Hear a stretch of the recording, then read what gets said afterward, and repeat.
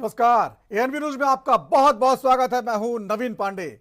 जम्मू कश्मीर में जैसे जैसे चुनाव जोर पकड़ने लगा है, गढ़े मुर्दे उखाड़ने का दांव भी तेज हो गया है।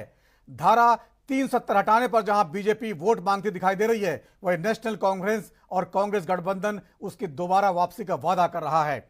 इस बीच नेशनल कॉन्फ्रेंस के नेता उमर अब्दुल्ला ने जैसे ही अफजल गुरु से लेकर रूबिया सईद तक का जिक्र किया, चुनाव में गर्मी आ गई है।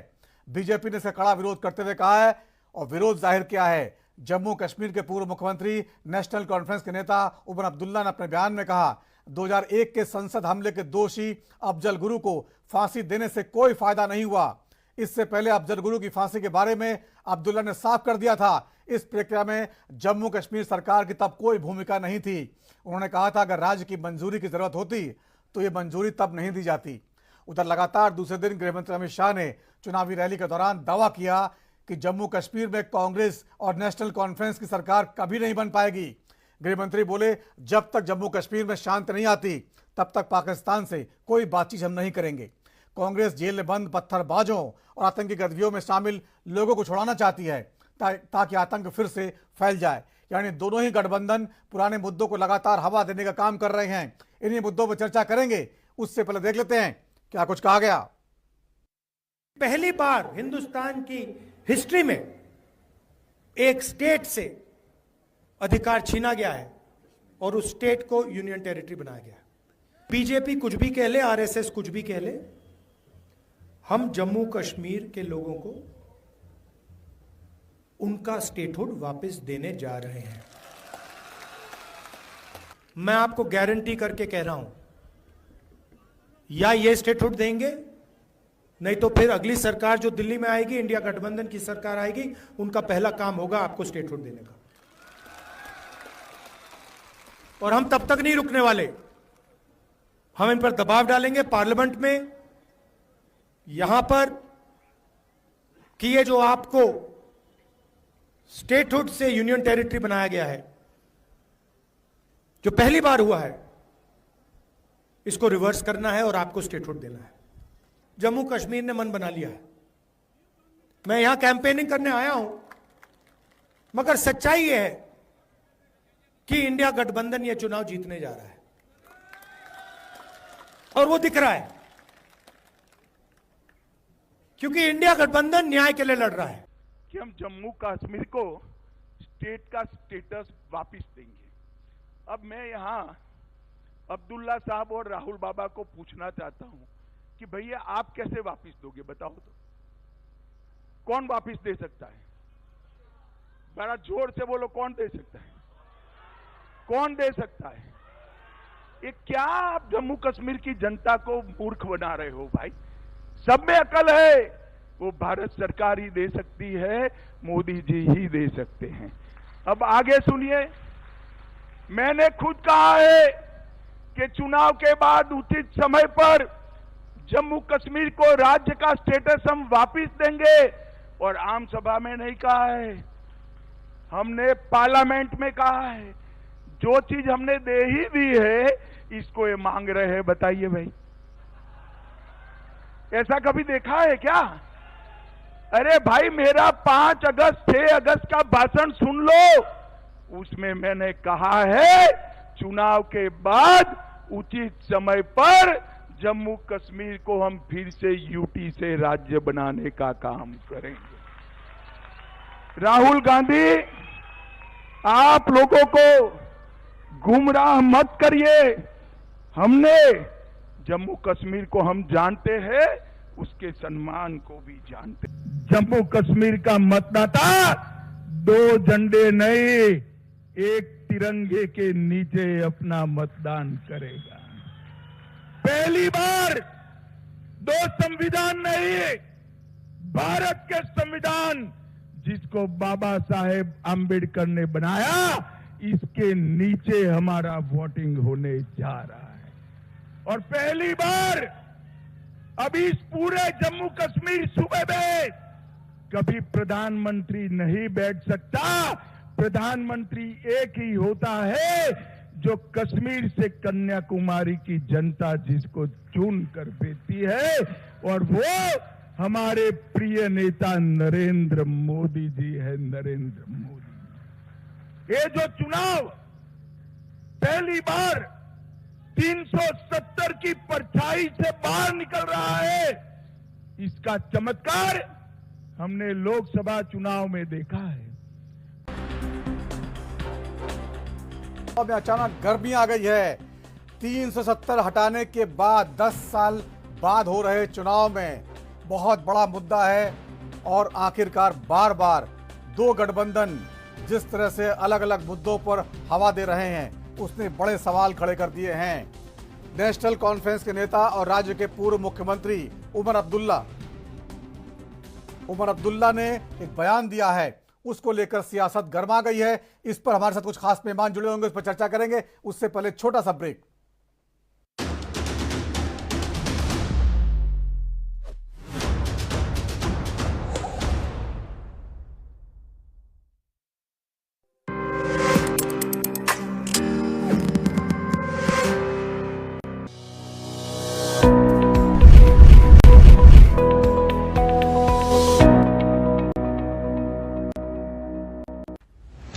नहीं दबेगी कोई आवाज, हटेगे पर्दे सामने आएगा हर राज। वो छिपाते हैं हकीकत, उनकी सच्चाई सामने लाते हैं हम। इसीलिए एएनबी न्यूज पर भारत को है नाज। उत्तर प्रदेश की राजधानी लखनऊ से मैं जितेंद्र सिंह, हिमाचल की राजधानी शिमला से एएनबी न्यूज के लिए मैं टीना ठाकुर, छत्तीसगढ़ की राजधानी रायपुर से मैं अखिलेश तिवारी राजपुर, देवभूमि उत्तराखंड से मैं अमित चौधरी, राजनांदगांव, वाराणसी, चंबा, बिलासपुर, भूतपुर, गुरुग्राम, खरौना, फरीदाबाद, लुधियाना, हरिद्वार, रुड़की, सीतापुर, गौतम बुद्ध नगर, अमेठी, फिरोजाबाद, चित्रकूट, हमीरपुर, कानपुर नगर से एएनबी न्यूज के लिए मैं सत्यम गोस्वामी।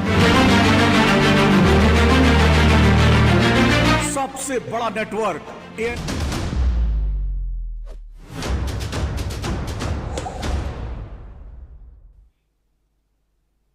और ब्रेक के बाद राजधर में एक बार फिर आपका स्वागत है। आज बात कर रहे हैं कश्मीर के चुनाव की, जहां लगातार बयानबाजी तेज हो गई है और बयानों में गड़े मुर्दे उखाड़ने पर खासा जोर है। आतंकवादी अफजल गुरु, जिसको संसद हमले के मामले में सुप्रीम कोर्ट से दोषी साबित किया गया और उसके बाद उसको फांसी हुई, उस समय कांग्रेस का दौर हुआ करता था और कांग्रेस का गठबंधन है नेशनल कॉन्फ्रेंस के साथ। नेशनल कॉन्फ्रेंस के नेता पूर्व मुख्यमंत्री उमर अब्दुल्ला ने एक बयान दिया है अफजल गुरु के बारे में। उन्होंने कहा है अफजल गुरु को फांसी तब नहीं दी जाती अगर राज्य सरकार से उस समय पूछा लिया होता, क्योंकि हम उसको उसकी परमिशन नहीं देते। और उन्होंने ये भी कहा कि अफजल गुरु की फांसी के बाद से कोई बदलाव नहीं आया है। ये बहुत बड़ा बयान है। आखिरकार गड़े मुर्दे क्यों उखाड़े जा रहे हैं, इस पे चर्चा कर रहे हैं। हमारे साथ कुछ खास मेहमान जुड़े, उनके पास चलते हैं और बातचीत का सिलसिला शुरू करते हैं। हमारे साथ है नजीर भट्ट साहब, नेता बीजेपी के। नजीर भट्ट साहब, आपका बहुत बहुत स्वागत है। हामिद मलिक जी है नेता नेशनल कॉन्फ्रेंस का, आपका बहुत बहुत स्वागत है। ज्ञान प्रकाश शुक्ला है नेता कांग्रेस के, आपका बहुत बहुत स्वागत है। सबसे पहले हामिद मलिक साहब, आपके पास आना चाहूंगा।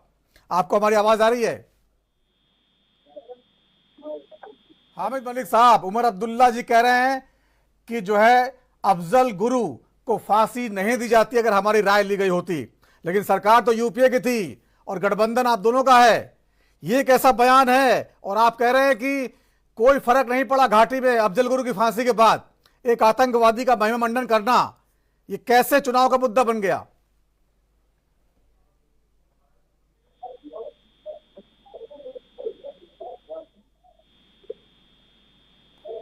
आपकी आवाज नहीं पहुंच रहा, आपका स्पीकर शायद बंद है। ठीक है, उनकी आवाज नहीं आ रही। नजीर भट्ट साहब, आपको आवाज आ रही है? मुझे शक्ल नहीं दिखाई दे रही है। जिस तरह से नेशनल कॉन्फ्रेंस के नेता का बयान आया है उस पर अमित शाह जी ने कड़ी प्रतिक्रिया जाहिर की है।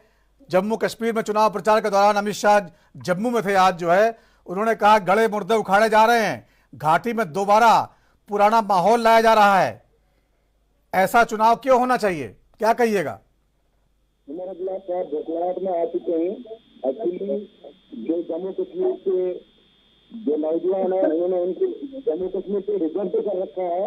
अभी वो बोखलाट में आकर ये बयान आप दे रहे हैं कि जम्मू कश्मीर जब से हमारी मोदी सरकार आई है पिछले 10 वर्षों से, तो हमने यहाँ चैन का सांस लिया है, यहाँ के युवाओं ने चैन का सांस लिया है, यहाँ गन कल्चर खत्म हो गया है, और जो भी यहाँ के स्टूडेंट्स थे उनके हाथ में पेन, कॉपी और लैपटॉप्स आए हैं।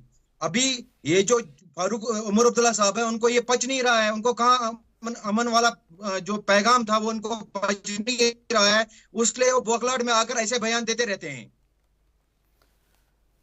ठीक है, हामिद मलिक साहब आवाज आ रही है आपको? अब हामिद मलिक साहब जुड़े हुए हैं आप?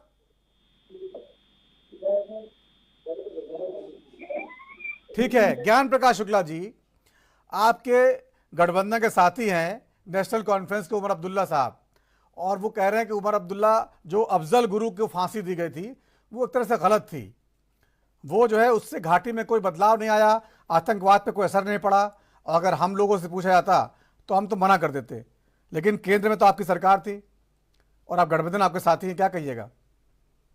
देखिए, ये उनका अपना स्टैंड हो सकता है नेशनल कॉन्फ्रेंस का, उमर अब्दुल्ला साहब का। हम ये मानते हैं कि जो फांसी हुई अफजल गुरु को भारत के कानून के तहत वो सही हुई, जरूरत थी उसकी, फांसी से हम सहमत हैं।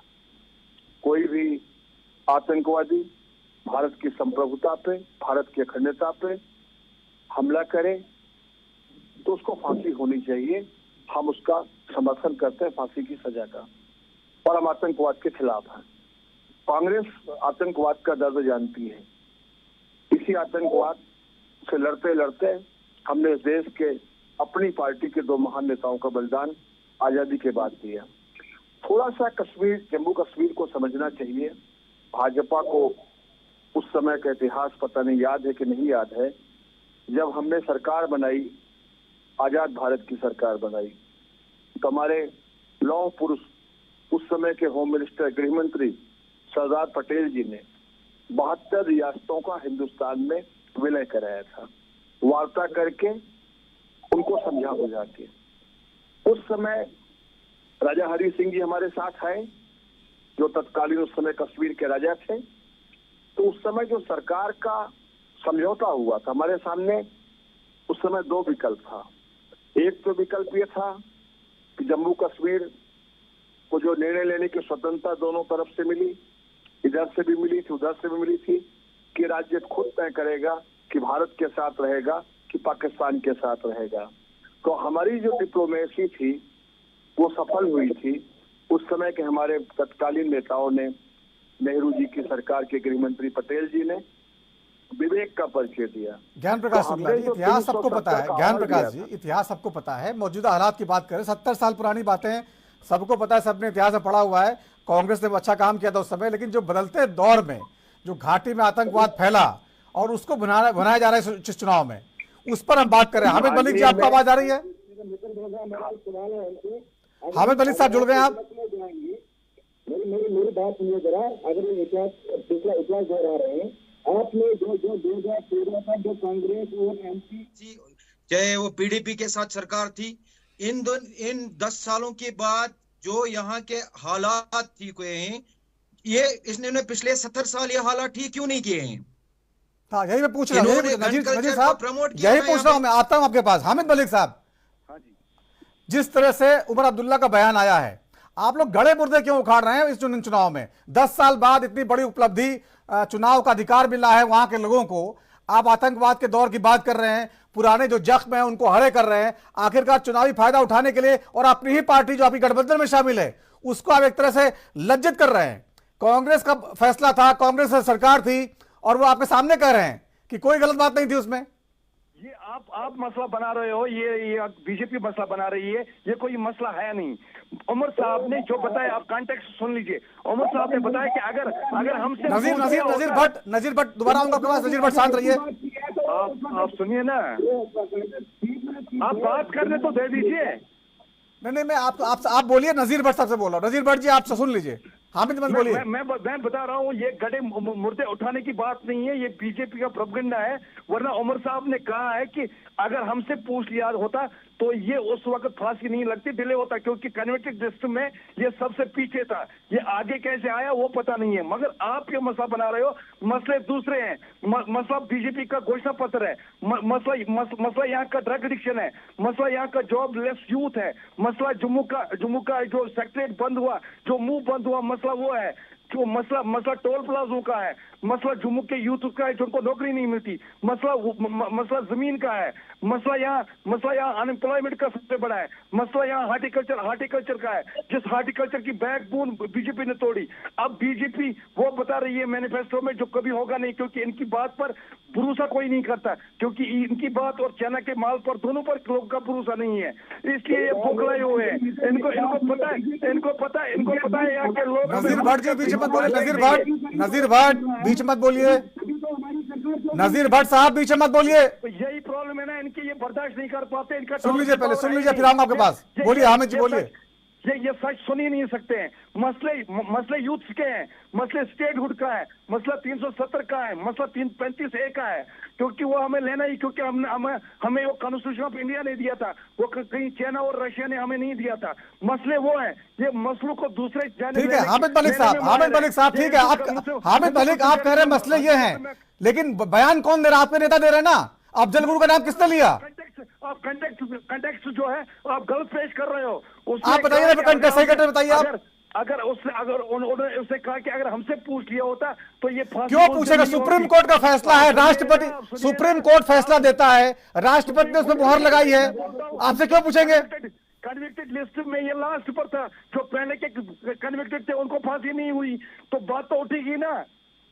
बात क्यों उठेगी? एक आतंकवादी जो देश की संसद पे हमला करता है, उसके प्रति सहानुभूति क्यों है आपकी पार्टी के अंदर? सहानुभूति किसको है? यहाँ नेशनल कॉन्फ्रेंस के 30,000 वर्कर ने शहादत दी है। हम बताएंगे आपको, सफर तो हम कर रहे हैं, सफर तो कश्मीरी कर रहा है, सबसे ज्यादा लोग यहाँ मरे। हामिद मलिक साहब तो कांग्रेस क्यों मना कर रही है? आपके साथ कांग्रेस के प्रवक्ता है, वो मना कर रहे हैं, वो कह रहे सही फैसला था, पूछ लीजिए उनसे। नहीं उनका स्टैंड ठीक है, हम भी बोलते हैं जब फैसला सही था। आपने कहा कि डिले हो सकता था, उन दिनों यहाँ हालत खराब नहीं होते। ये 2 साल के बाद आप लोग जो है घाटी के लोगों को बेवजह जो है बेवकूफ बना रहे हैं। 370 की बात है, अब स्टेटहुड की बात है, स्टेटहुड आप दे नहीं सकते तो क्यों वादा कर रहे हैं आप लोग? आपसे ज्यादा और बीजेपी से ज्यादा लोग हमें जानते हैं, लोगों को पता है, फिर वो वोट नहीं डालेंगे। आपको पता है एतमाद हम पर है, एतबार हम पर है, नेशनल कॉन्फ्रेंस पर एतबार करते हैं। वोट क्यों नहीं डालेंगे? वोट लोकसभा चुनाव में डाला उन्होंने। वो तो आपको पता चल जाएगा, कल ही पता चल जाएगा 8 तारीख को कि कौन किस तंजीम पर लोग भरोसा करते हैं, किस पर नहीं करते हैं। मैं ये नहीं कर रहा आप भरोसा नहीं करते, वो आप भरोसा करते हैं, लेकिन आप भरोसे का फायदा उठा के ऐसे मुद्दे चुनाव में डाल रहे हैं जिनका कोई वजूद नहीं है। आपने बेरोजगारी की बात कही, सही है, आपने 370 की बात भी की, वो भी सही है, स्टेटहुड की बात भी आप वादा कर रहे हैं, लेकिन चलिए वो भी ठीक है, लेकिन आतंकवाद अफजल गुरु की बात क्यों कर रहे हैं? मैं वही बोल रहा हूँ, आप फिर बता रहे हो, मुद्दा आप बना रहे हो, मुद्दा बीजेपी बना रही है। बीजेपी इसको दूसरे साइड में ले जाना चाहती है, मगर हम ले जाने नहीं देंगे। उसने कहा कि कन्विक्टेड लिस्ट में लास्ट पर ये था, कन्विक्टेड लिस्ट में आगे भी लोग थे, तो उनको पहले फांसी मिलनी चाहिए, तो इसीलिए उसने बात की। ठीक है, चलिए ठीक है, आपकी बात आगे। नजीर भट्ट बोलिए, क्या बोल रहे हैं? मेरे मुद्दे से पहले तो ये पता होना चाहिए इनको, शायद जो बीजेपी का इतिहास के बारे में मालूम नहीं है। जो इन्होंने 2014 तक जिन युवाओं के हाथ में गन थमाया था, और जब वो कोर्ट की और कानून के दायरे में आ गए तो ये हाथ खड़े करने लगे कि हमने नहीं किया था। भाई इनको 1987 याद है, जब इनने कश्मीर को आतंकवाद में धकेला। जो यहाँ के हमारे ब्राह्मण भाई साहब थे, उनको यहाँ से रफू चक्कर कराकर कहीं जम्मू में सेटल करवाया, और जो भी यूथ था उनको गन कल्चर की और धकेला है। और जब जिसने गुनाह किया उसको सजा मिलनी चाहिए। अगर उनको सजा मिलनी चाहिए, तब के जो चीफ मिनिस्टर साहब उमर अब्दुल्ला साहब थे, उनको एतमाद में लेकर उनको फांसी दी गई थी। अबे इनको ये बता दो, अगर चीफ मिनिस्टर साहब को एतमाद में लिया था तो इनको कहां दर्द हो रहा है? नेशनल कॉन्फ्रेंस ने लोगों को गुमराह कर रखा है। ये जो खानदानी राज इन्होंने चलाया था, इनकी जो सीढ़ी चल रही थी कि बाप बेटा दादा परदादा, और वहां से लेकर इन्होंने स्टार्ट किया था बीजेपी ने उन पर कलादम रखकर उनकी जबान बंद कर दी, और जो यहाँ के जो जम्मू कश्मीर के युवा थे उनके हाथ में लैपटॉप और कलम थमाया, पत्थरबाजी को खत्म कर लिया, और यहाँ की जो जम्मू कश्मीर की जो एक्चुअली रीढ़ की हड्डी यूथ थी उनको सही रास्ते पर लाया। अभी इनको ये वाला ना उमर अब्दुल्ला साहब को पच रहा है, ना इनके ये प्रवक्ता भाई साहब को पच रहा है। इनको बीजेपी की जो ये गवर्नमेंट चल रही है, अमन वाला पैगाम चल रहा है, ये अमन के साथ कभी थे ही नहीं। ठीक है, इनको अमन के बारे में क्या पता है? ठीक है नजीर भट्ट साहब, ठीक है कि ज्ञान प्रकाश शुक्ला जी, जिस तरह से आज अमित शाह जी ने बयान दिया है घाटी में कि आप लोग बार बार जो है स्टेटहुड की वापसी का वादा क्यों कर रहे हैं? स्टेटहुड तो केंद्र सरकार में जो शामिल है वो देगा, आखिरकार आप लोग वहां पे झूठा वादा कर रहे हैं लोगों से। मैं फिर कह रहा हूं कि भारतीय जनता पार्टी के गृह मंत्री जी को संविधान फिर से इस देश का पढ़ना चाहिए। हम पूर्ण राज्य कल भी चाहते थे जम्मू कश्मीर का जो स्वरूप था रहे, आज भी चाहते हैं, और हमने स्पष्ट कहा है कि अगर ये नहीं करेंगे तो जिस दिन हम सरकार में आएंगे, ताकत में आएंगे, जम्मू कश्मीर को उसी राज्य के स्वरूप में रखेंगे जिसका उसका स्वरूप था। आप बताइए कि सरहद का एक राज्य है हमारा, संवेदनशील सीमा है हमारी, और वहाँ आपने स्टेट को केंद्र शासित कर दिया। कौन सा विवेकशील कदम था आपका? ये पूरी तरीके से अदूरदर्शिता थी। एक संवेदनशील सीमा पर महत्वपूर्ण राज्य को आपने केंद्र शासित बनाया, और इसलिए आपने बनाया कि आपने केंद्र शासित प्रदेश इसलिए किया, 370 इसलिए विड्रॉल किया, 35 से इसलिए विड्रॉल किया कि आपको जम्मू कश्मीर में चुनाव स्थगित करके पूरे हिंदुस्तान में एक भावनात्मक भेद के आधार पर चुनाव लड़ना था और सरकार में आना था। आप कब तक इस चुनाव को टालते? भाजपा नहीं चाहती थी कि आज भी जम्मू कश्मीर में चुनाव हो, लेकिन कॉन्स्टिट्यूशन है, संविधान है जो बाध्य करता है कि हम किसी राज्य को बहुत दिन तक चुनाव से विलंबित नहीं रख सकते। एक अंतर्राष्ट्रीय समुदाय होता है, अंतर्राष्ट्रीय दबाव होता है, उसको हम फेस करते करते आज इस मुकाम पर पहुंचे हैं कि हम आज जम्मू कश्मीर में जो हमारी जवाबदेही होनी चाहिए थी वो कमजोर पड़ी है, वो सरकार के कारण कमजोर पड़ी है। आज जो आतंकवाद नहीं थम गया वहां पे, अगर आपके सारे निर्णय सही लिए थे, 370 विड्रॉल करके, अगर उमर अब्दुल्ला कह रहे हैं तो उनका सेंस समझिए। उनके कहने का सेंस है कि आपने फांसी लटका दी होगी, आपने 370 विड्रॉल किया, विड्रॉल कर लिया होगा, 35 से हटा लिया, लेकिन क्या जम्मू कश्मीर में आतंकवाद को रोक लिया? आतंकवाद नहीं रुक रहा है, आपके बूते का जम्मू कश्मीर नहीं रह गया है। तो हम आज यही कहना चाहते हैं कि मोदी सरकार ने सदी का सबसे अदूरदर्शी। ठीक है ज्ञान प्रकाश शुक्ला जी, अपने हिसाब से आप व्याख्या कर रहे हैं चीजों की, जो है घाटी के लोगों का वो वादा कर रहे हैं जो आप दे नहीं सकते, और आतंकवाद वहां बहुत हद तक घटा है, ये आप सभी लोग जानते हैं। इस तरह से वहां पर लगातार लोग घूम रहे हैं, 2 करोड़ सैलानी आए हैं। हामिद मलिक साहब, एक बार फिर आपको बताना चाहूंगा, स्वायत्तता की बात बहुत हो रही है, ऑटोनॉमी आप लोग वादा कर रहे हैं, ऑटोनॉमी देंगे लोगों को। ऑटोनॉमी देने के लिए बीजेपी ने साफ इनकार कर दिया है। अमित शाह ने आज भी कहा ऑटोनॉमी कभी नहीं मिलेगी, क्या कहिएगा? यहाँ लोकतंत्र चलेगा, डिक्टेटरशिप नहीं चलेगी। बीजेपी एक पार्टी है, बीजेपी हिंदुस्तान नहीं है। कल बीजेपी पावरलेस भी हो सकती है। ये हुकूक हमें कॉन्स्टिट्यूशन ऑफ इंडिया ने दिए थे, ये रशिया और अमेरिका से हम लेकर नहीं आए थे। हम लड़ेंगे इसके लिए, ये हमारे हुकूक है, हम लड़ेंगे, पूरा मन लड़ेंगे, कॉन्स्टिट्यूशनली लड़ेंगे, डेमोक्रेटिकली लड़ेंगे, और ये सारी चीजें हम वापस लेकर आएंगे, क्योंकि हमने लोग के साथ वादा किया है। और जैसे किसानों के आगे इनको माफी मांगनी पड़ेगी, इंशाल्लाह हमसे भी एक दिन ये खुद ही माफी मांगेंगे कि हमसे गलती हुई। ठीक है नजीर भट्ट साहब, क्या कहिएगा? ऑटोनॉमी कह रहे हैं लेकर रहेंगे, वो कह रहे हैं। शायद मेरे इस मित्र को जानकारी कम है, जानकारी कम होने की वजह से ये बातें बोल रहा है। अगर इन्होंने अपने मैनिफेस्टो में बोला 370 वापस लाएंगे, मुझे भाई साहब बताओ रास्ता क्या है, कहां से लाएंगे? सेंटर में भारतीय जनता पार्टी की सरकार है, कांग्रेस सरकार और सुप्रीम कोर्ट। मेरी बात सुनिए, आपको सच वाली बात पच नहीं रही है, आपको सच वाली बात पच नहीं रही है। ये हिंदुस्तान है, ये पाकिस्तान नहीं है। ये अभी मोदी जी के नेतृत्व में चलने वाला भारत है। भारत अभी बहुत आगे चला गया है। यहाँ पर आप लोगों की सोच खत्म होती थी, वहां से मोदी जी ने सोच अपनी स्टार्ट कर लिया, वहां से सोचना शुरू किया है। आप लोग ये भी बोलते थे कि 370 और 35 से खत्म नहीं हो जाएगा।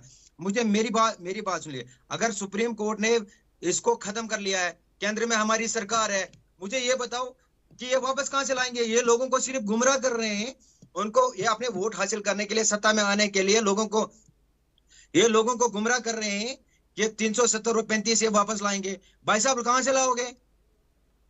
कम अकल, थोड़ी अकल से भी काम ले लो, थोड़ी अकल से काम ले लो। मेरे ये जो मेरा भाई साहब बोल रहा है, इनको मेरी मेरी मेरी मेरी मेरी मेरी मेरी मेरी बात, भाई साहब मेरी बात सुनो। जो आपकी अकल कितनी है? आपकी अकल ये सेल रेल सारा कुछ बेच के, एयरपोर्ट बेच के आपकी अकल है। हमें पता है आपकी अकल क्या है। आपने अपने आसाम पे भेज दी, हिंदुस्तान के आसाम से आपने भेज दी। आपको हमारे पास अकल है, आपने कश्मीर को बना दिया। ठीक है नजीर भट्ट साहब, ठीक है। जिस तरह से तमाम ऐसे गड़े मुर्दे उखाड़े जा रहे हैं घाटी के चुनाव में, लगता है कि जो है एक तरह से वापसी का दौर बहुत सारी पार्टियां चाहती हैं और वोटों की राजनीति के लिए कुछ भी करने को तैयार हैं। बहुत बहुत धन्यवाद चर्चा में शामिल होने के लिए सभी मानों का। तो राष्ट्रधर्म में आज इतना ही। वक्त छोटे से ब्रेक का है, ब्रेक के बाद भी खबरों का सिलसिला जारी रहेगा। नमस्कार।